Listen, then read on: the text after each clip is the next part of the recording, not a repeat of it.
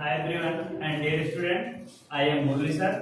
We are going to see first lesson in 8th standard of Maharashtra Board, Living Word and Classification of Microbes. तो इसमें first heading जो है हम देखने चल रहे हैं biodiversity and need of classification. Biodiversity का मतलब क्या होता है? विभिन्नता, जिसको हम लोग बोलते हैं, वेरिएशन देखते हैं, उसी को हम लोग क्या बोलते हैं? डाइवर्सिटी बोलते हैं। बायोस मतलब क्या होता है? लिविंग होता है। नीड ऑफ, इसकी आवश्यकता क्यों पड़ी? क्लासिफिकेशन की आवश्यकता क्यों पड़ी? जैसा कि हम लोग जानते हैं, आप लोग फर्स्ट इसके पहले आप पढ़ के आ चुके हैं कि हम लोगों ने देखा था कि अलग अलग जो जियोग्राफिकल एरिया होता है उसमें अलग अलग स्पीसीज पाए जाते हैं, और उसके आधार पर, उन स्पीसीज के आधार पे हम लोगों ने 2011 का जो जनगणना है उसको हम लोगों ने देखा। तो हमको अब तक ज्ञात है कि नियर अबाउट लगभग 85 to 19 मिलियन के समथिंग स्पीसीज प्रेजेंट हैं इस पूरे अर्थ पर। इन इस 19 to 80 to 95 ये समथिंग जो स्पीसीज हैं, इनको डिफ्रेंशिएट करने के लिए, अलग करने के लिए हमने, हमारे जो वैज्ञानिकों ने उनके नेचर ऑफ न्यूट्रिशन पे, उनके मॉर्फोलॉजिकल कैरेक्टर को तथा ऐसे ही उनके बॉडी के ढेर सारे कैरेक्टर को लेकर के डिफ्रेंशिएट किया है। कैसे डिफ्रेंशिएट किया? सबसे पहले एक वैज्ञानिक साइंटिस्ट आते हैं, कार्ल लिनियस, कैरोलस लिनियस भी इनको बोलते हैं, 1735 में। इन्होंने इनको दो भागों में डिवाइड किया। फर्स्ट को उन्होंने क्या बताया? वेजिटेबलिया एंड एनिमलिया। वेजिटेबलिया, इसी को हम लोग प्लांटी बोलते हैं। क्यों? क्योंकि इसमें उन्होंने जितने प्लांट हैं, प्लांट का मतलब जो मॉर्फोलॉजिकली एज ए, जिसके पास रूट स्टेम लीफ होता था, साथ ही साथ जो न्यूट्रिशन, जो ऑटोट्रॉफ्स होते हैं, अपना भोजन देमसेल्फ खुद से बना लेते थे, उनको हम लोग वेजिटेबलिया में उन्होंने रखा, और जो न्यूट्रिशन के लिए किसी अदर पे डिपेंड होते थे उनको उन्होंने एनिमलिया में रखा था। अब हम हेकल को देखेंगे। हेकल ने इन 1866 में इन्होंने 3 क्लास में डिवाइड किया। एक उन्होंने बता दिया प्रोटिस्टा, दूसरे को प्लांटी, तीसरा एनिमलिया। प्लांटी और एनिमलिया यहाँ भी था, इन्होंने एक नया इंक्लूड कर दिया, किसको? प्रोटिस्टा को। क्यों प्रोटिस्टा को इंक्लूड कर दिया? इनका कहने का मतलब था कि जो प्लांटी है, एनिमलिया है, इसमें चाहे यूनिसेलुलर हो चाहे मल्टी सेलुलर हो, सबको उन्होंने एक ही में रखा। जितने यूनिसेलुलर प्लांटी हैं और जितने मल्टी सेलुलर, सबको एक में रखा। जितने यूनिसेलुलर एनिमल हैं, जितने मल्टी सेलुलर एनिमल हैं, सबको एक में रखा। लेकिन इन्होंने कहा नहीं, मल्टी सेलुलर और यूनिसेलुलर के आधार पर इन्होंने base of multi cellular and unicellular they divided new group, new class, protista. और प्रोटिस्टा में चाहे वो प्रोकार्योट हो चाहे यूकार्योट हो, सबको उसको उन्होंने इसी प्रोटिस्टा में रख दिया। लेकिन अभी हमको उस समय यूकार्योट और प्रोकार्योट के बारे में वेल डेवलप्ड नॉलेज नहीं था। लेकिन हम जैसे आगे बढ़ते हैं, चैटन वैज्ञानिक आते हैं 1925 में, इन्होंने हम लोगों को 2 ग्रुप बताया। इन्होंने एक प्रोकार्योट और एक यूकार्योट, 2 प्रकार की सेल्स के बारे में हम लोगों को जानकारी दी।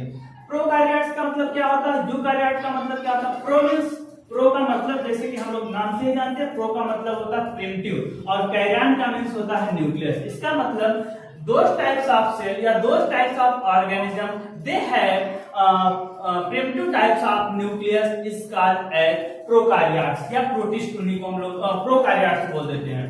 उसमें क्या होता है? ऐसे जो ऑर्गेनिज्म होते हैं जो उनके पास सेल वॉल तो होता है, लेकिन उनका जो न्यूक्लियस होता है उसके ऊपर न्यूक्लियर मेम्ब्रेन क्या होता है? एब्सेंट होता है। न्यूक्लियर मेम्ब्रेन क्या होता है? एब्सेंट होता है। साइटोप्लाज्मिक ऑर्गेनेल जैसे गोल्गी बॉडी, जैसे माइटोकॉन्ड्रिया, जैसे एंडोप्लाज्मिक रेटिकुलम, ये सब क्या होता है? एब्सेंट होता है। और राइबोसोम जो पाया जाता है वो कैसा पाया जाता है? 70S टाइप्स का पाया जाता है। और जो डीएनए होता है वो डीएनए कैसा होता है? सर्कुलर टाइप का डीएनए पाया जाता है। अब भैया जब न्यूक्लियर मेम्ब्रेन उसके ऊपर एब्सेंट है तो जाहिर सी बात है उसका जो साइटोप्लाज्म, सॉरी न्यूक्लियस के अंदर पाया जाने वाला जो डीएनए होगा स्कैटर्ड होगा। इसीलिए इसको हम लोग क्या कह देते हैं? प्रिमिटिव कह देते हैं, प्रोकार्योट्स कह देते हैं। और जितने बैक्टीरिया होते हैं और ब्लू ग्रीन एल्गी होते हैं, इसी प्रोकार्योट्स के अंतर्गत आते हैं। फिर हम लोग कौन आता है? यूकार्योट। यूकार्योट्स में क्या होता है भैया? यूकार्योट्स में ऐसे सेल्स आते हैं जिनके पास ट्रू न्यूक्लियस होता है। न्यूक्लियस कैसा होता है? ट्रू होता है। उनके पास न्यूक्लियर मेम्ब्रेन होता है, और उनके पास क्या होता है? माइटोकॉन्ड्रिया पाया जाता है। माइटोकॉन्ड्रिया क्या होता है? पाया जाता है। और क्या होता है? प्रोप्लाज्मिक रेटिकुलम पाया जाता है, उनके पास क्या होता है, गाल्गी बॉडी पाया जाता है। ये सारे साइटोप्लाज्मिक ऑर्गेनेल्स जो होते हैं वो पाए जाते हैं, इसी को हम लोग क्या बोल देते हैं, यूकार्योट्स बोल देते हैं। ठीक, जब हमको ऐसी जानकारी होती है कि प्रोकार्योट्स, यूकार्योट्स, तो हमारे एक वैज्ञानिक आते हैं कोपलैंड, उन्होंने 4 किंगडम क्लासिफिकेशन दिया और 4 किंगडम क्लासिफिकेशन में उनको एक दिक्कत आई। उन्होंने कहा कि प्रोटिस्टा जो है ठीक है, हमें उससे कोई दिक्कत नहीं है, लेकिन उनको लगा कि अगर जो प्रोकार्योट और यूकार्योट हैं तो इनको प्रोटिस्टा के अंदर जो रखा गया है ये गलत है। उन्होंने मोनेरा एक अलग से क्लास जोड़ दिया। हमारे लिनियर साहब ने 2 किंगडम दिया, फिर इसके बाद हमारे हेगल साहब ने 3 किंगडम दिया, फिर इसके बाद जो कोपलैंड साहब आते हैं उन्होंने इंक्लूड किया किसको, मोनेरा को। और इसी मोनेरा को उन्होंने जितने बैक्टीरिया थे, ब्लू ग्रीन एल्गी थी, बीजीए थे, उनको इसी के अंदर, मोनेरा के अंदर उन्होंने इंक्लूड कर दिया। और इसके बाद प्रोटिस्टा में यूकार्योटिक, जितने यूकार्योटिक थे, यूनिसेलुलर थे, उनको प्रोटिस्टा के, इस प्रोटिस्टा के अंतर्गत किसको उन्होंने रख दिया, प्रोटोजोन्स को। प्रोटोजोन्स में कौन आता है, यूग्लिना आता है, पैरामीशियम आता है, अमीबा आता है, प्लाज्मोडियम आता है, ढेर सारे। फिर प्लांटी में किसको रखा, जो प्लांटी में अदर जो बचे थे उनको प्लांटी में रख दिया, बाकी सबको जो मल्टी सेलुलर थे सबको एनिमलिया के अंतर्गत और एनिमल को रखते हैं। ठीक, और जो हमारा नेक्स्ट सबसे मोस्ट इंपॉर्टेंट जिसको हम लोग अब पढ़ते हैं वो कौन आया है, व्हाइटेकर का आया है 5 किंगडम क्लासिफिकेशन। नेक्स्ट हम लोग 5 किंगडम क्लासिफिकेशन देखेंगे। आर.एच. व्हिटेकर इन 1969, एक वैज्ञानिक आर.एच. व्हिटेकर, इन्होंने 1969 में 5 किंगडम क्लासिफिकेशन दिया। RH. Whittaker was a American ecologist और उन्होंने 5 किंगडम क्लासिफिकेशन इस बेस पे दिया। उन्होंने कहा यूनिसेलुलर प्रोकार्योट मोनेरा में, ठीक, प्रोटिस्टा में यूनिसेलुलर जो हमारे यूकार्योट्स हैं उनको उन्होंने किसमें रख दिया, प्रोटिस्टा में रख दिया। फिर प्लांटी में उन्होंने कहा, प्लांटी में उसी को रखा गया, ऐसे प्लांट्स जो प्लांट्स का सबसे क्या मतलब होता है, ऑटोट्रॉफ्स होते हैं, जो अपना भोजन स्वयं बना ले, उन्हीं को हम लोग क्या बोलते हैं, ऑटोट्रॉफ्स बोलते हैं। और जो वो ऑटोट्रॉफ्स थे उसमें फंजाई को उन्होंने प्लांटी में रखा था। उन्होंने कहा नहीं, क्योंकि फंजाई के पास क्लोरोफिल क्या होता है, एब्सेंट होता है। जब क्लोरोफिल एब्सेंट होता है तो अपना भोजन नहीं बना पाता। सेल वॉल तो होता है उसके पास, ट्रू सेल वॉल होता है, लेकिन उसके पास क्या होता है, क्लोरोफिल नहीं होता, इसलिए अपना भोजन नहीं बना पाता। इसीलिए उन्होंने फंजाई को अलग ग्रुप रख दिया और बाकी जितने थे, चाहे एल्गी थे, मल्टी सेलुलर थे, अपना न्यूट्रिशन स्वयं करते थे, उनको उन्होंने प्लांटी में रख दिया और बाकी सबको किसमें रख दिया, एनिमलिया में रख दिया।